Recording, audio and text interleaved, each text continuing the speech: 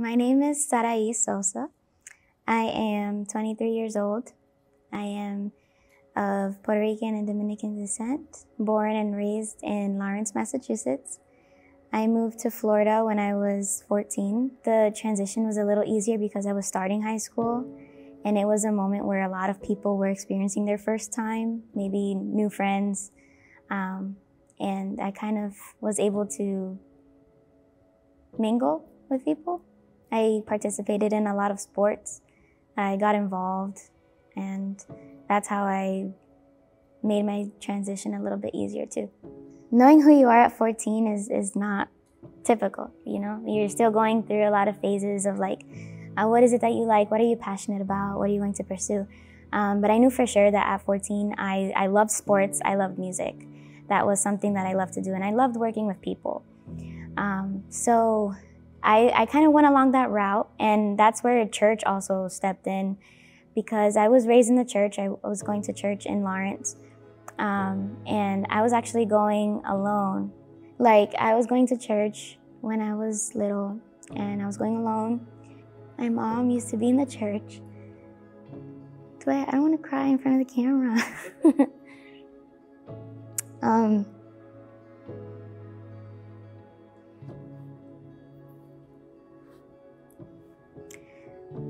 She would just like drop me off, and I would just go alone.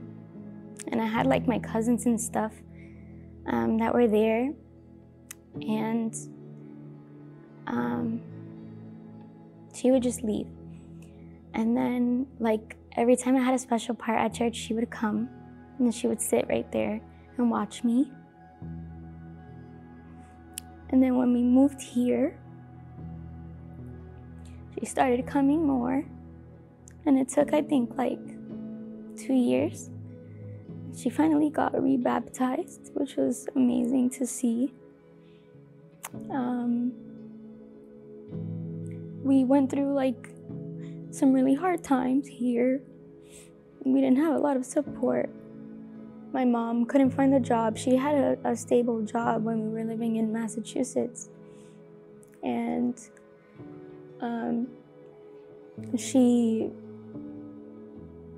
she was ready to like take all of her experience and use that here. But all the jobs over here required like some type of college degree. Even though she had the years of experience and all the knowledge, she didn't have that certificate that they were looking for. And so she had used up like all of her savings, and we didn't really have much left. Then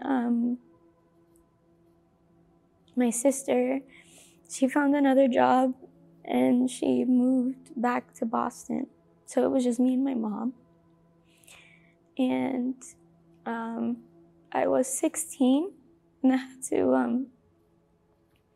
had to sacrifice like my sports in high school. I mean, now it doesn't seem like a big thing, but like when you're a student, that's all you think about, just being a student, or like just going to school, being involved in activities that are supposed to make you happy, bring you joy.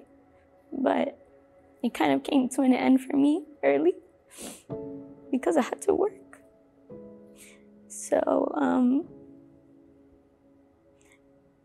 it was also like a blessing in disguise too, because I went and applied for this job at Publix, and I didn't expect to get the job. I just went in like, hey, I would really appreciate it if I could get this job, speaking to the manager and everything. But then at that time, like when I applied for the job, I didn't know that I was gonna need it this bad, you know? I got the job, and that's when everything started like going downhill, and I was so thankful that even though I had to sacrifice all of these things that I wanted to do, I had this job to help support. And it's just like my mom helped me see the good in like all these bad times, or all these bad things that I thought was happening. So I went to school in the morning. On the bus, I would have to take the Lynx bus, which is like the community bus around here, to get from school to go to to my job because I didn't have my license. I was only 16. We didn't have money to buy a car. So I had to like do my homework in the bus. I had to carry with my heavy book bag. I had to carry with my duffel bag full of my work clothes. And I had to make it to work. And I would work there from like 3 to 10 p.m. at night every day. And it was hard, like my grades were dropping because I didn't have time to study. And it became a moment where it was like super unfair. It's like, I don't know, I can't choose. I have to be a student. I can't just drop out. I'm still underage. I have to do all these things. And I started getting grades that like, it made me like feel different about myself because it made me think I was not smart and all these things, whatever. But in the end, I'm just glad that we are where we are now. My mom has a stable job. Now I can focus on my studies. I'm 1 semester away from graduating with my master's. Life is good though. Yeah. God is good. Things work out for a reason. Things happen for a reason. And we have to trust God's timing. I learned that about God. Like, God is not gonna let me fail. It might look like I'm failing because I'm looking at it from my perspective. I have no way to think about things the way that God thinks about them or plans them. Like, if I even try, it won't work. So I learned to trust and depend on God a lot throughout that time. Because if I only relied on what I thought I knew about my future or what I thought I knew about the situations to come or what was gonna happen after them, the outcomes, I'd be like, I don't know how I would be, but I wouldn't be here, I can tell you that. Hard times are gonna come. As Christians, our journey in this life is not easy. Even if a person who is not Christian is watching this, the journey is not easy for anybody. But with full and 100% dependence on God, we can get through it.